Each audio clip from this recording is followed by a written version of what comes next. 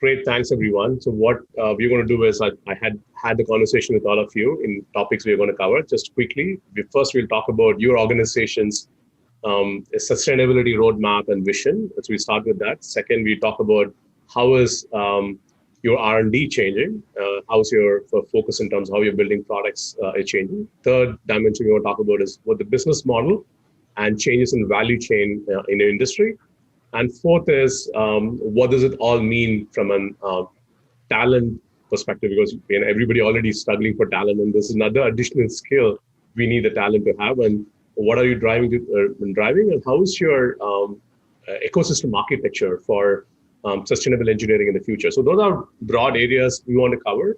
Maybe we can quickly go through. We have 45 minutes. We want to keep the answers short, and so that we can run through multiple questions. And and then we can make it more interactive. So each way, if you have other questions for others, feel free to interrupt others and then add your comments. You don't have to go through one by one as well. Right? So let's try to drive that. Like to start with Amit Chadha. So Amit, you have you work with companies across industries. So you can give us like a high-level bird's-eye view in terms of what are you hearing from across your customers when they come to you around sustainable engineering. So what are you hearing? How is their plan changing? And then we can go around and talk about specific companies. Sure. So thanks, Pari. And good evening, good morning again. See, we look at sustainability. The United Nations has come back with sustainable development goals, right? And there is 17 of those that they have come back with broadly, from no poverty to zero hunger, to good health, going on to partnership for the goals, etc., including peace, justice, etc. What we've been seeing is that from an engineering standpoint, and I'm going to be focused on engineering R&D rather than IT, and I will cover products as well as plants, both of those, right? The ecosystem. There's 6 of those 17 that we believe that, or 7 that largely address sustainable or come down to sustainable engineering, right? And these are around good health and well-being, right? There is clean water sanitation. There is affordable clean energy. There is industry innovation and infrastructure. There is sustainable cities and communities. There is responsible consumption and production. And then there's climate action. So those broadly, if you ask me, are about 7 of those 17 that relate to engineering directly, right? And then if you start digging deeper, it basically ends up as being either alternative material or being, faster, more innovative ways to do things, right? More automation, more AI, all of that. So I do believe that there is a fair new market opening up, and people are talking about $31 trillion being spent in this area. Now, will all of that come to engineering companies and R&D offices and R&D departments? No, but there's a fair degree of that we see happening, and we're trying to address some of that. Lastly, before I move off, and you wanted to keep answers short, I was briefing some of our young minds in our company last week about this, and there was a mechanical engineer who actually sent me an email later because I kept talking about high tech and talking about this and that. He came back and said, is there life for a mechanical engineer as well in part of your big bets and part of sustainability? And I actually took the time to go through each of these 7 that I mentioned to you, and I put out for him and his team on what was it that mechanical engineers could do. So I do believe that there's material change, there is work for people working on plants, software, of course, AI and all that, and of course hardware. So there is work for everybody to be done, but that is a change. Now, from a client standpoint, in some of these areas, we're seeing clients come and talk to us and actively engage in the stream of good health and well-being. And Anil, I'm sure, will chip in and add to that. I've seen money being put down, means real projects, rubber hits the road. In some of the other areas like, water discharge and pollution and stuff like that, there's still a lot of conversations. But I do believe that we are about 6 months out before we start seeing something there. Got it. Got it. I think right now, what we see is companies are putting together their sustainability vision roadmap Correct. In the market, right? And to adding on to Suresh, I think you also have a new sustainability officer in the company, and there's been significant focus on Honeywell. Honeywell, again, similar to L&T, work across industry segment. And one of your customers, if you look at Shell, came out and said by 2050 they're going to be carbon neutral. For an oil company to be carbon neutral, which means they're going to completely change the product portfolio in the next 30 years. It seems like a dramatic change of what's happening in the industry. Tell us what you hear from customers. Yeah, I think beyond customer, there are two things that I would say. Honeywell sustainable engineering focus falls into two categories for us. One is making product in a sustainable way. And then I would say making products for sustainable market. So there are two different things right here, right? Because I think every company has to do the same thing. If I say making products in a sustainable way, there is a real effort today within Honeywell to reduce the carbon footprint of the products we make. That means we are looking at almost our entire factory, our packaging, and how you really produce it. There's an ongoing scrutiny to really go back and change the process behind it, technology behind it. And that's something that our Chief Sustainable Officer has actually taken that in a big way. So it's a big opportunity and a priority for us. As you probably realize that we pledged we will be carbon neutral in all our facilities in operation by 2035. Now, we made the pledge, but just the data behind the pledge is our commitment to achieve the neutrality in our facilities in operation falls into two things we call Scope 1 and Scope 2 emissions. There are probably 4 or 5 key promises. 70% improvement in our energy efficiency. Most of our technology falls underneath that. Second, we said we have actually really driven up projects for the last 8 to 10 years, because PMT has been in that business, performance materials technology, close to around 5,700 sustainability projects that our HSC and our operational team has driven, and we want to continue to drive. And then we have been really focused on our remediation, restoration of our valuable community assets, or driving some of the key productivity initiatives that falls into sustainability. I think that's on the making products in a sustainable way within our ecosystem. But the second bigger thing is making products for a sustainability market. That's our core business, $10 billion out of $30 billion, which is in process technology for refineries, oil and gas. There is a pent-up demand all over the place. It's all about, we keep hearing from our customers. In fact, we start our discussion on sustainability technology solutions. We've actually built up a small breakthrough business, which can bring in various different technology together. And then we are actually really banking on our legacy strength on control systems. Think of this is going to be another growth engine for Honeywell as a focus area. Exactly. Just like the way you probably heard about quantum, we actually built up a sustainability technology solution business with a general manager for the business, and we built up a small group right now. Okay. We believe that would be a huge one moving forward, because the way we are investing Pari right now is all around biodiesel, biojet fuel, flow batteries, plastic recirculation technology. All are very, very incredibly important for our customers. I think both are going to be extremely important for the industry, and we are making the leap progress here. Yeah, it's very interesting. So, like how you build a digital connected business. Similarly, you're building a sustainability, which will bring in different dimensions of Honeywell into that. Awesome. So I want to get into Sanjay. Sanjay, you are in the thick of the industry, which is driving the change with Tesla, kind of making it very, very hard for everybody else in the industry. And we see that Volkswagen almost 10,000 people software the team, with EV being the primary focus. IC engines are going to disappear in the next 10 years. So you have a vantage point of working with all the global tier ones.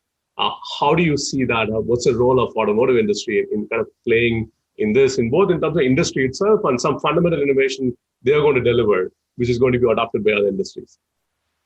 Yeah. So firstly, I think the initiatives around sustainability is extremely, very important. And I'm just so glad to have this discussion with all of you and, with the rest of the industry as well, because this is a very important, responsible topic. for all of us to kind of focus on. I think automotive industry, like you rightly said, is extremely focused on it. You've heard companies after companies coming out and basically pledging to convert their products to fully electric cars. I think overall in the industry, there are 4 mega trends in automotive that are taking place. That cars are going to get electric, connected, autonomous, and shared. Right. So these are sort of mega trends. But electrification is probably connectivity and electrification are probably the 2 most important trends, which are going to drive the industry in the coming years.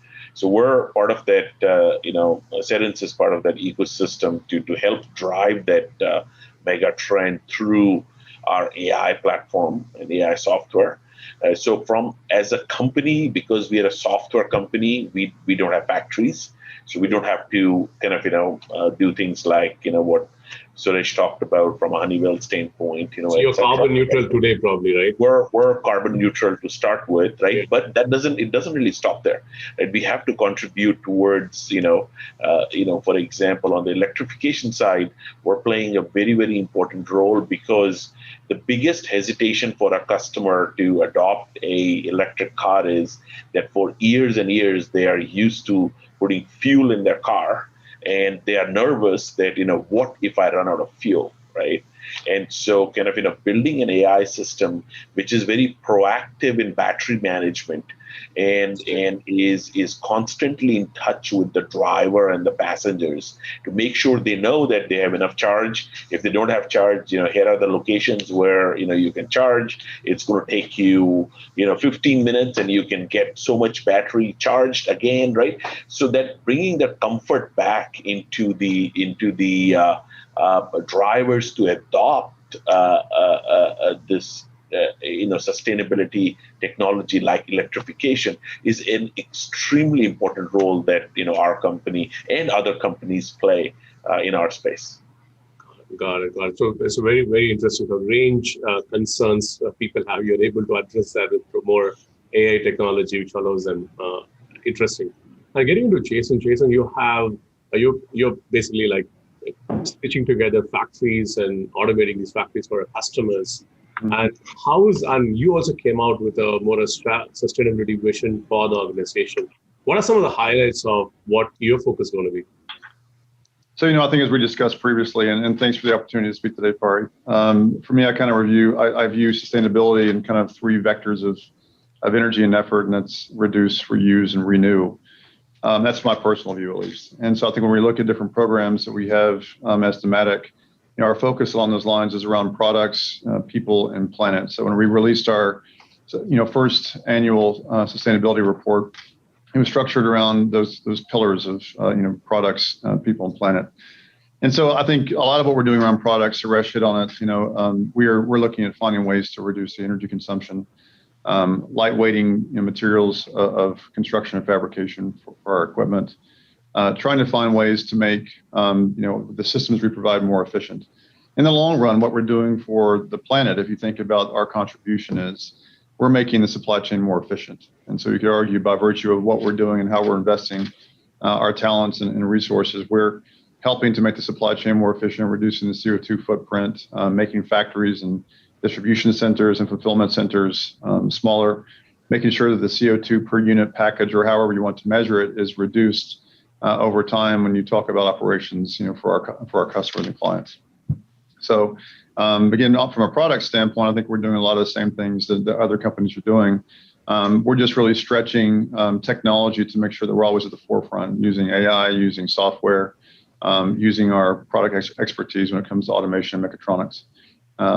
On the people side, I think it's important that we don't forget about the good people that it takes to make all these things happen and the communities they live in, because we have to make sure that we're doing sustainable things, for those communities and the people that work for us, and et cetera. So I think a lot of the things that we're doing, even especially in the time of COVID, and how we're reacting to COVID and showing flexibility with the workforce, trying to invest back in the communities, that's important as well. And again, I think from a planet perspective, I touched on the CO2 footprint and trying to reduce emissions as well from our factories and from our operations.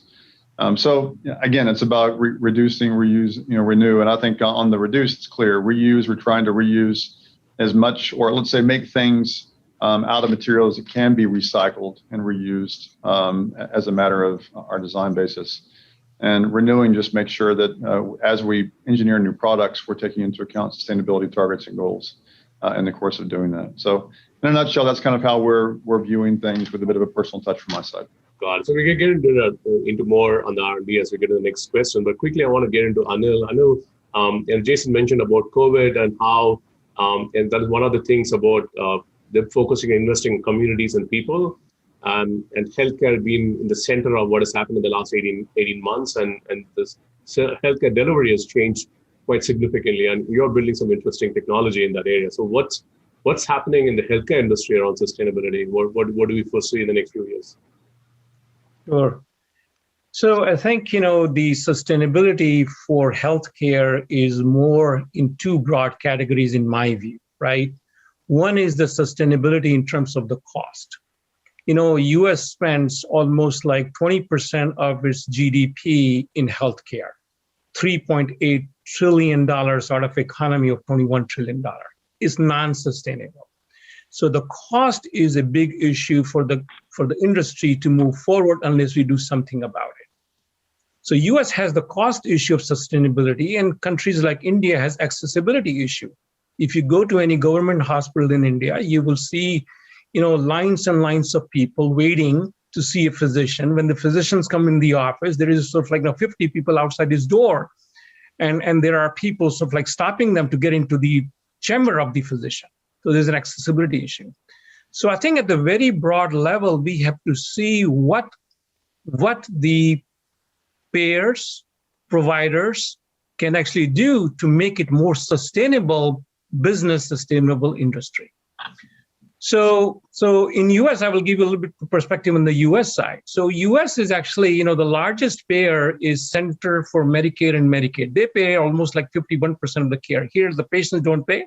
It's all insurance-driven, Right. Healthcare market. So they are basically, suggesting that the care move from facilities, hospitals, nursing homes, clinics, to homes. There is an initiative now called Hospitals at Home. A $50 billion has been earmarked for that project. CMS will penalize you if you get readmitted in a hospital for a preventable causes. So they're saying, don't bring the patient back in the hospital. Try to do preventive care, try to intervene and proactively see if the patient can be managed at home at a lesser cost and at a lesser kind of, access to the larger facilities. So and then the third thing that they are doing to promote this idea of cost containment for sustainability is to reimburse physicians for virtual care. And everybody knows, I think, the telemedicine aspect moved so rapidly, 14,000% increase in telehealth visits in the last 18 months. So our company, again, we are not like Larsen Toubro and Honeywell, the manufacturing company. We are a SaaS company. So we have built a platform where the FaceTime is not the idea. The idea is to bring whatever the physician can do in the clinic, you can do digitally on our platform, or companies like ours. So you have the, telehealth, you have, remote patient monitoring, you have questioning, you can engage patients, you can engage family members, and also you can start to do, this is a new area happening in the healthcare, the digital therapeutics. Can we actually use the AI, Sanjay's area of expertise, to sort of like see if the algorithms could identify which is the best medication for a particular patient and what dosage level? So we are working with some of the larger health institutions like Cedars-Sinai Medical Center to run some clinical trials in the digital therapeutics area. So that's where I think the healthcare's bigger impact will be on sustainability. Increase the access. AstraZeneca has done quite a bit of work in that area, and reduce the cost. Engineering side, we can talk a little bit more on the engineering side, but I think that's the bigger picture in healthcare. Got it. So getting into preventive getting into in terms of telehealth and remote monitoring. All of that is provides sustainability in terms of reducing costs and as well as reducing the overall other use of products and materials and things like that. Right. Now I want to dive into the R&D focus. And one of the interesting things, Suresh, you mentioned is you really are betting heavily on building a new business in this area, right? Which is a big commitment. It's not just about, hey, we are going to be carbon neutral. Right? We are going to make other companies carbon neutral, and we believe that it's a significant $7 billion opportunity to drive that. Yeah. How do you think through this? What's the R&D focus? Like, where is it? And you have multiple business units. Are you aligning each business unit? Okay, you're going to allocate 10% of your engineering into these specific areas, or there's an engineering within the BU, or the BU is kind of enabling everybody else? How are you thinking about engineering and R&D? Yeah. Interestingly, we went and actually took our portfolio management system, Pari, and then we went and tagged the projects that directly or indirectly may serve this market. We were surprised it was somewhere between 45 to 50% of our spend is going to be influencing or impacting the sustainability market. But to cut the story short, yeah, huge. There are three focus areas for us. One is anything that will fall under energy demand reduction measures. That's one. Second, energy self-generation and storage, which is going to be our next big focus area. The third one is going to be on anything on external renewable energy supply. A combination of these three, the priority projects that we have invested, Pari, in the last couple of years, and we believe that many of them will start to hit the market end of this year and starting next year, it will fall under these broad category. Plastic recycling, you're going to see some of the process, new technology is going to be out. Okay. Energy optimization solution, both from a connected enterprise business with Forge and with our core products, you'll see a lot more. Battery energy and storage solution, both in our process solution business and then in the process technology, you're going to see a major thing coming up. Big investment in blue and green hydrogen. Low global warming potential refrigerants, again from UOP business, and then a lot of sustainable management solution and some of the sensors that are going to be going there because you need sensors to detect and connect the dots back with software.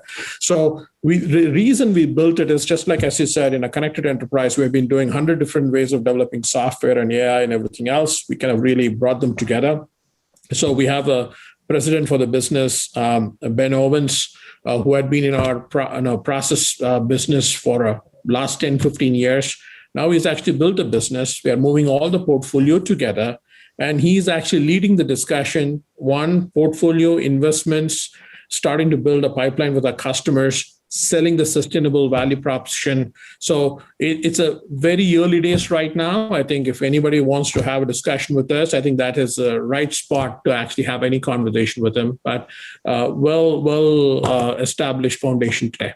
Wow. So it's like a big bet. All the best, Suresh, in terms of Honeywell trying to drive it in the forefront. Like what you have done in quantum computing, nobody knew. Suddenly you had a quantum computing focus from Honeywell last year. Amazing. And also, Pari, for us, this is what we think. We had UOP that we bought, meaning we brought them into a company 20 years ago. We believe that the industry is shifting and changing. And for us, there will be a point that will limit our core process technology business. You got to rebuild yourself, which will be more outcome-based, which will be more solving the global issues for next 20, 30 years. And that's the reason this business is already built. It's been there for the last 1.5 years now. Got it. And Jason, how is, from your perspective, how do you see it? What the R&D spend is going in? Are there any one specific area you're investing a lot more in across all the three different areas you talked about, reuse, renew, and so on? I mean, we're investing a lot of money and effort and intellectual capability in developing software and AI platforms. I think that for us, the key to trying to achieve our sustainability goals is to make sure that we're developing more efficient operations for our clients. I mean, that's one of the key things. Obviously, the straightforward targets of power efficiency and reducing weight, those things are happening as well. But to the extent that we can help our clients be more efficient with their footprint and generate more throughput, that's a clear win-win for everybody involved, right? So you're able to do more with less. That's driving more intelligence in terms of how the customers are making decisions and driving optimization in the factory floor and the supply chain and logistics. So from an automation perspective, that's a focus area for us and a key target. The other thing is we're trying to make sure that the supply chains that surround us, that support our business, third-party vendors, OEMs, that they're also committing to sustainability targets. And from a Kion perspective, which is our parent company, if you like, we have set a target of 25% of our vendor supply base needs to commit to sustainability targets and report on those targets and through a different platform or whatever online. But the idea is that by getting your supply chain to commit, it's helping us to improve holistically and not just as Dematic alone. So that's key for us. Got it. Interesting. So the supply chain also, you're mandating the supply chain and measuring them on those specific areas.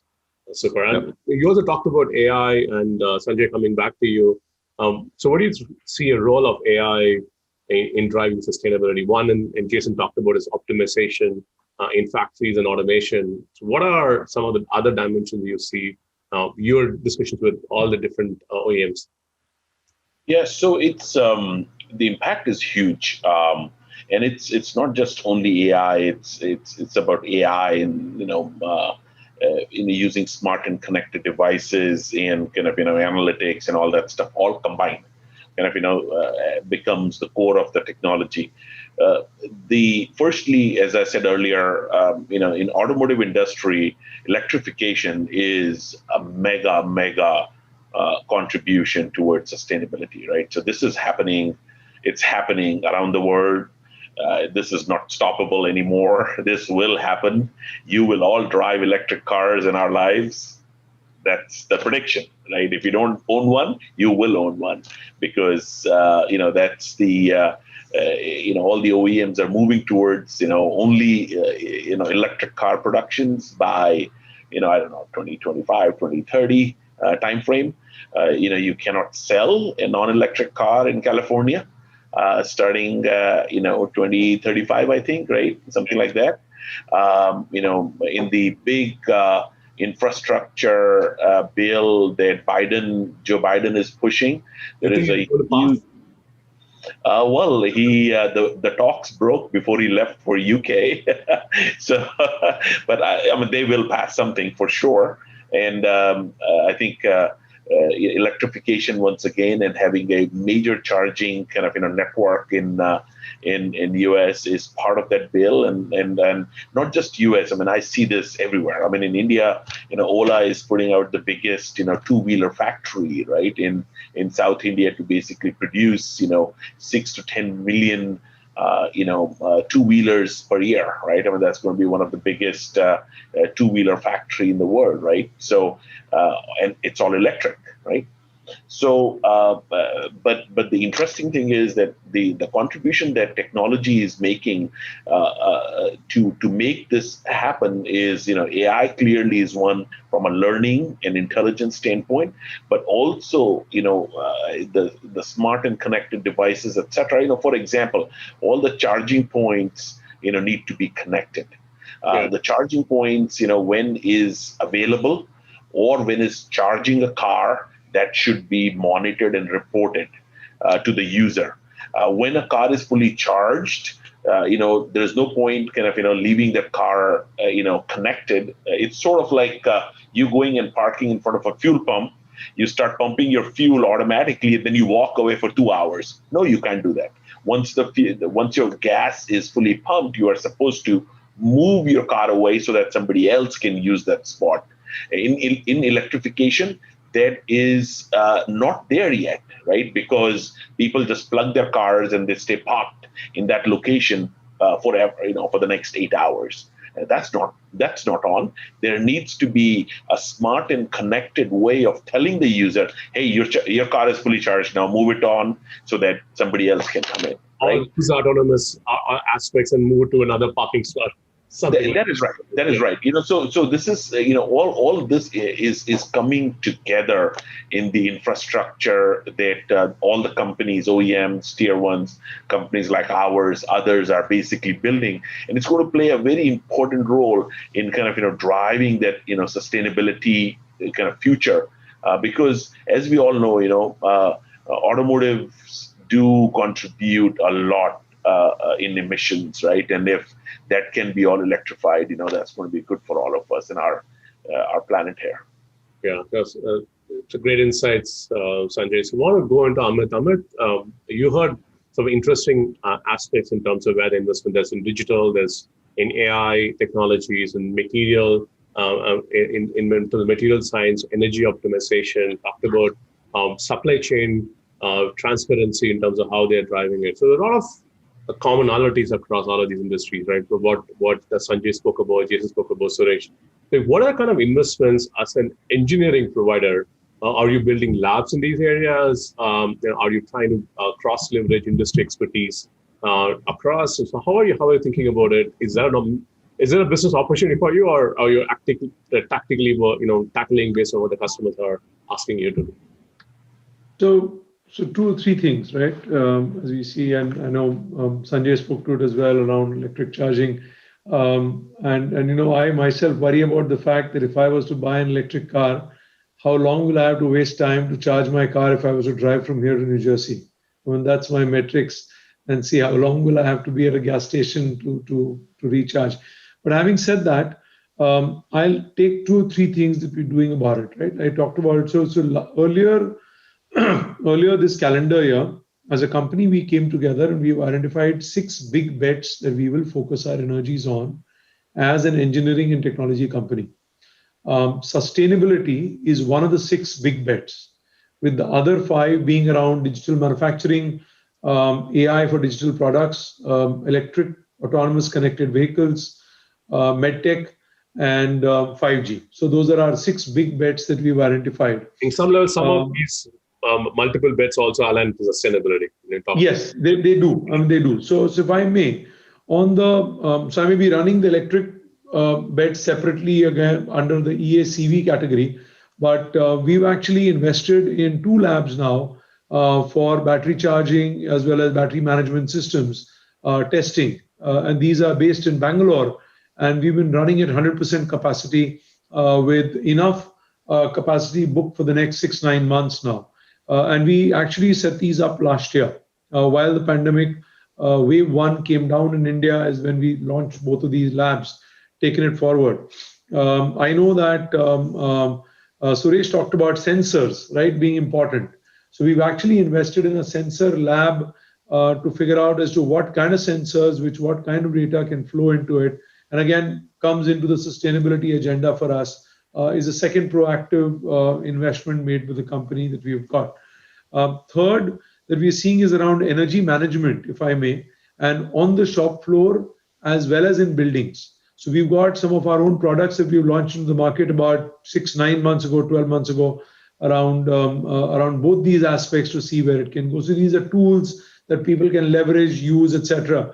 At some point, we want to generate some product revenue, so we think we'll get that going. In fact, we're setting up a lab that should be launched in sometime in August, where we'll have we will mimic an entire city in a lab to say how does the whole thing come together and work, right from zero discharge to energy efficiency to conservation to actually people movement, goods movement. So we're building a mock-up, if I may, in our own campus in Baroda, and we want to bring that out and show people, and they can interplay and see how things work out, right? So there's some of that happening. The only thing that we've not done yet that we're still working on is positive impact products. So stuff around lightweighting, material distribution. I was talking to some of our engineers earlier this week, and one of them brought up this product to package ratio. And the example he took was, he said, how many times have you ordered something from Amazon, and for say a small thing like this, you'll get a big package like this, right? So there's something on a product to package ratio that's very important. We haven't done a lot of work in that area, and I think we'll see where that goes.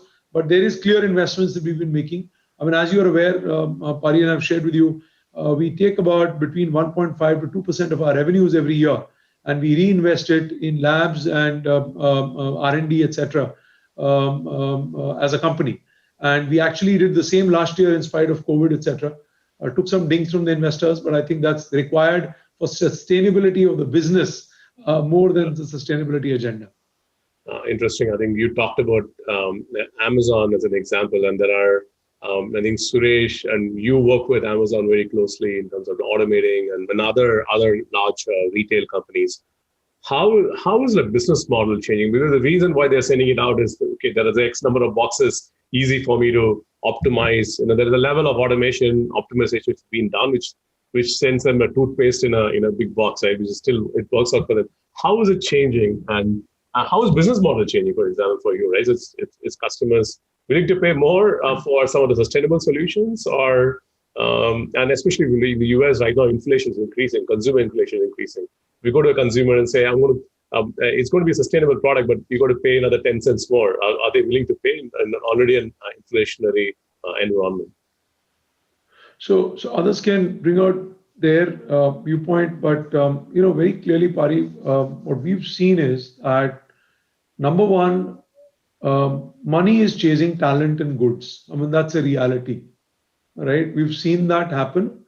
And, there's many articles and we can keep reading about it. We're seeing it in our own businesses, but clearly talent, goods is scarce. I mean, it is a reality, point one. Second is that we have to continue to do more with less. I mean, I mean it when I say, the wave 2 in COVID taught us in India, you still have to run operations with people sick, etc., etc. So there is absenteeism in a lot of our clients on the shop floor, right? So we got to do more with less. There's a lot of that happening, right? Third reality is that where a lot of companies would be the integrators and manage to do some work in-house, give some work to supplier A, supplier B, etc. That in the last 12 months, I've seen a lot more aggregation happening because now people are not sitting together anymore, right? So they are giving up responsibility of chunkier pieces of work being done by a party rather than being in the middle of it and managing it all. So you're saying that means that means that people like us need to start picking up more responsibility, program managing it, providing an end-to-end solution. So I do believe some of that is happening. Now, are we charging separately for, so this is a sustainable solution, therefore we'll charge you? Realistically speaking, no. But I do believe that as long as we can differentiate over a period of time, that will happen. Got it. So Suresh, from your side, how is the business model changing? The customer willing to pay more, or how does it work? In the 10 billion, is it going to replacement revenue, or it's going to come from completely new revenue? Yeah, it's an extremely interesting area, right? Because I might want to just say it's going to be an outcome based. But I'll tell you a story. We had a CEO discussion with the largest retailer a month ago. We didn't want to show up and say, I have 100 different technologies and you have to buy and you have to believe that we will actually get there. Instead, we actually went and took the carbon emission report that they actually published all together. We took their 2010 metric ton of CO2 emission data, 2019 emission data, and then what is it, 2035 commitment. And then we absolutely built a model. I think we behaved, Pari, like you, meaning we actually built a consulting model. We said, if you actually really drive HVAC efficiency, if you really drive the lighting efficiency, if you absolutely drive the smart building operational efficiency. So we took the number of our technology, few things didn't belong to us. We said, these are the building blocks, which we may be able to develop an actionable roadmap with you. Do you believe in it? I think that opened up a conversation because they have not seen that. They have not seen that because hundreds of us go and sell this discrete set of products and then they get confused or they have to really build internally. That opened up a proper discussion. They said, okay, I think this is great. Can we actually sit down and talk to you about this technology with this software, with data insight? Because at the end of the day, they look for two things. Do I get a real-time visibility on my consumption? And then can I actually predict their consumption and control their consumption? Those are the two things they're looking for, right? And if you can really present a compelling roadmap, I think they bring you into the next level discussion. So that has happened. Now we're actually using the same building block. And in fact, Pari, we actually sat down and said we have to behave like McKinsey, because in this space, they have no idea. That means you have to really pull the data, build a calculator and total cost of ownership and optimizing and reducing it all together. So it's, I think, a very different ballgame. That's we're building around that business that I talked about. That's what the team is trying to do right now. Interesting. So you have taken a very consultative, solution-centric view to the customer based on different use cases where they're trying to. Yes. So Jason, is that how you think about it? How is that changing in your business? I mean, I think we're seeing similar things to what Suresh described, and I think if you kind of build back from a customer experience perspective, I mean, everybody wants their products faster. I think that the target now is 30 minutes from click to receipt at your door. And if you think about the pressures that then puts on operating companies in the retail space, et cetera, e-commerce, general merchandise, I mean, trying to find a way to solve that challenge and be the fastest and the best at customer experience is certainly where it's at right now. So to the extent that we can offer integrated solutions, warehouse management concepts, leveraging AI to try to build a better, more efficient operation to improve that delivery speed, being able to support the client with developing the solution so that their analytics and their capability are synergized with what we can bring to the table to improve the overall value proposition for our clients. That's what they're all looking for. And I think the challenge you have right now is that the speed at which the market is changing in our space. Yeah. Especially when you look at the geography in terms of where people are. Certainly I think the U.S. is a little more advanced, maybe together with Europe, in terms of the amount of investment in supply chain automation. But people are beginning to realize, even in other parts of the world, India, Southeast Asia, China, you have to invest if you want to continue to be able to compete. It's now there's a matter of urgency involved there. So to the extent that we can. One of the questions I had is the technology keeping up with customer expectation? The customer expecting XYZ, the technology keeping up? So is there a discontinuity? Well, it's kind of a joint learning journey, right? We're all kind of learning in the same way. Some are more advanced than others, and I don't need to name names, but I think that some people have probably greater access to buying data and buying behaviors and that sort of thing than others. You have some clients that are automating out of sheer urgency, and in which case they do need us to come in earlier and help them to develop that solution together. You have others that have bought a very complex solution out of pure need that don't know how to operate that solution. So even though we can deliver the mechatronics and the software in a flawless manner, they still need support to operate that system longer term. So we're seeing a very broad gamut of needs to address the current demand for supply chain automation. And it's a good place to be. There's a lot of opportunity for innovation, but there's also real-time collaborative development of solutions with our clients and vendors, for that matter. Got it. And so it's very interesting. You said even if you develop the technology and provide, the customer may not have the talent to be able to drive it, right? And also what we are starting to see is there is a convergence of the kind of talent required across industry segment. And Sanjay, coming back to you, right? You talked about AI playing a big role, but AI is relevant in 5G. AI is relevant in the cloud. Computing, AI is relevant in consumer technologies and so on. So how are you able to get, and you have built this massive teams across the world, but is it a challenge around talent, and how are you finding the talent? How are you making them relevant for these kind of technology areas? Yeah, no. So the fight for talent is absolutely very real in technology in general, but also especially in AI, deep learning, machine learning space, right? Because it's highly specialized. Yeah. We have about a couple of thousand engineers working in AI, across the geography. So we try to basically leverage the talent availability based on. Sanjay, you cannot tell the number of people you have on AI. People will jump on trying to hire from you. Yeah, well, you can't. That competition is there, right? With even the big tech guys like Google, Apple, Amazon, etc., right?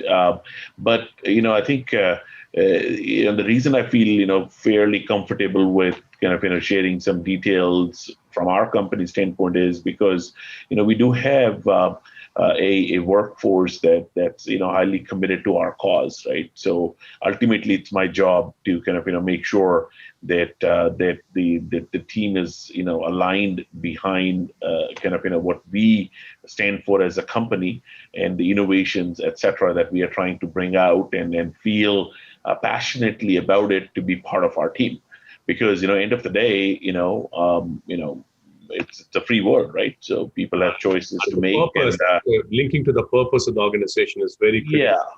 Yeah, that's very critical, and kind of making sure that people are linked to it, and they I think ultimately I'm an engineer. Many of us are engineers on this call. We love to innovate and we love to build, and if we can align our careers to kind of our passion. That's we want to stay and be productive for that cause. In our case, Canada, Montreal plays a very important role for our AI base. I mean, we have an amazing talent there. Basically, there are 3 very good universities producing kind of great kind of AI talent. We have Europe plays a very important role for us, and then India and China as well. China, we have been in China for 10 years, and China probably is the most advanced AI country, in my opinion. Right? They are, I think, giving the US the race in the AI technology. And so we have, pretty strong base in Shanghai, Beijing, Chengdu, etc. And absolutely, there is, the demand for talent against the Baidus and Tencents and all that stuff, even in China, is huge. And so that's reality of life, right? And something that we have to make sure we understand and incentivize the teams in the right way, right? Interesting. Even at 2,000 people in engineering, you distributed it globally based on where the hot hubs for AI is in China, India, and Montreal, and so on, right? And that's you're able to tap into the top talent in these locations. That's right. Pari, can I actually ask a question that has been burning in my mind for some time? Go ahead. And I think we were talking about this, with Suresh and Amit. Are there any data that consumers are adopting these green products, more, sustainable products in the marketplace? So, you have a choice, and certainly I believe the younger generation, I think, is leaning towards that. But are there any data that says that, look, if I am actually, environmentally more friendly, much more sustainable engineered products, but commercially it is more expensive, the kind of question that you were asking before. Yeah. What is the trend there? Is there really more adoption of such in the last 5 years, 7 years? Or is it basically sort of like, stabilized and not changing anymore? Correct. I think everybody here is more, not many people are consumer industry, but anybody want to take that question? It's a very good question. So it's a cost. If I can just add a few comments. I can't really speak for the consumer, right? Because that's the very end point in the supply chain, if you like. But I would have to say personally, yes, I would probably pay a little bit more. But at the end of the day, everything you buy, you make a decision, spot buy, or spot decision with each buy, right? So it just depends on the item. Yeah, go ahead. I was going to say, for example, buying an electric car right now is still quite expensive. So I think a lot of us would still probably buy a petrol engine vehicle, even though we see the benefits of an electric vehicle. But I do think that when you look at the decision making in our business right now, sustainability is important to our shareholders, but frankly, it makes us more profitable. In the long run, efficiency activities, lightweighting, reducing power consumption, CO2 emissions. All of these efforts, whether we like it or not, this agenda has forced us to become more efficient. In the long run, that will make us more profitable.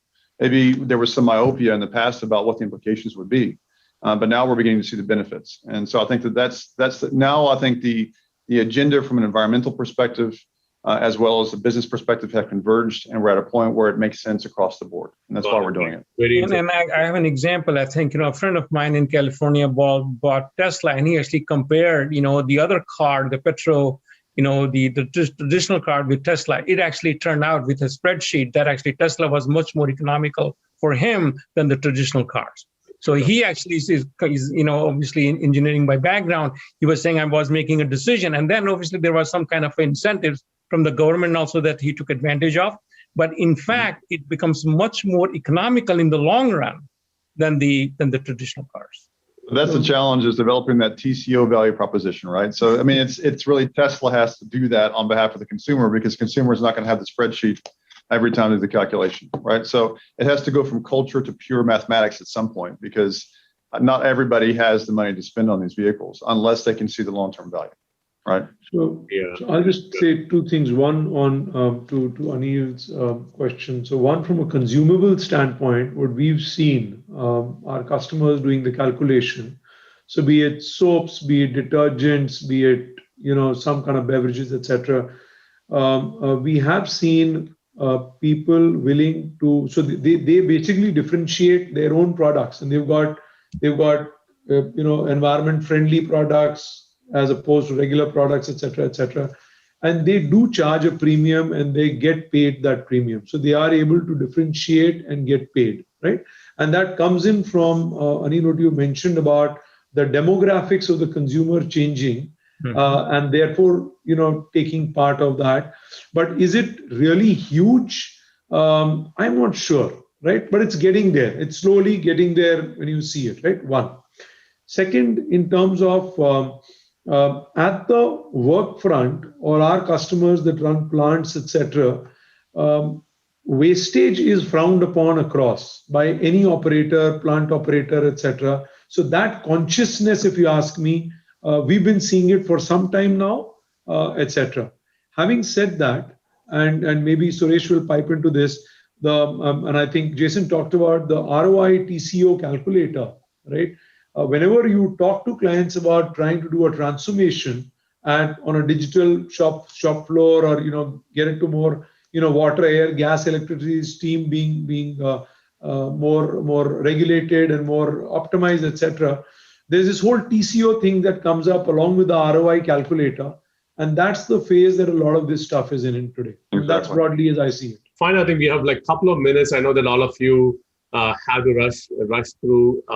Thanks a lot for the time, Anil, Sanjay, Amit, Jason, and Suresh. First of all, great to hear that. To Jason, to your point of there's a convergence in terms of organizational profitability and growth to what the customer is looking for. I think that's awesome. That allows us to do it instead of just talking about it and not really having a business benefit of doing it, which is awesome. And then looking at, there are lots of different technology areas around, and looks like AI and analytics and data, and even consultative way of positioning solutions. A lot of these are playing a big role. And Anil, you talked about regulatory changes in terms of how it is driving in terms of sustainability in areas like healthcare, which is again very, very interesting, and also consumer behavior changing. Like consumers want to buy a certain product, and even though most of you are B2B here, that will trigger changes across the value chain. And Amit, and you're from your viewpoint, you've been able to build these lab infrastructure, which you're able to cross leverage across industry segments to drive some of this. So it's great. Thanks everyone for being part of the session. We will summarize the key findings from today's session and drive that. This is not the last of the series of things we are going to do on sustainability. This is going to be a key topic for Zinnov or L&T to continue to drive through this year, and we reach out to you as we do more of these and share with you the insights we're able to find in other such sessions in the future. Thanks again. Anybody has any closing thoughts? If you have 1 minute, we can go through that. So.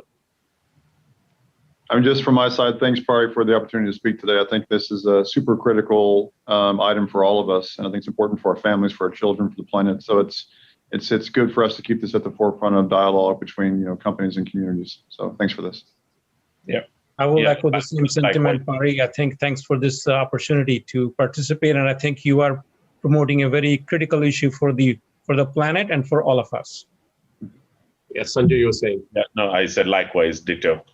Absolutely lovely to participate, and I think look forward to more. Looking forward. Pari, thank you so much. Really appreciate the time. I know Bangalore is opening back up, so we can see you in your office finally. Wish you luck and wish you well. Stay safe. Great. Thanks, everyone. Have a great day. Bye. Bye. Thank you. Bye. Thank you. Bye-bye.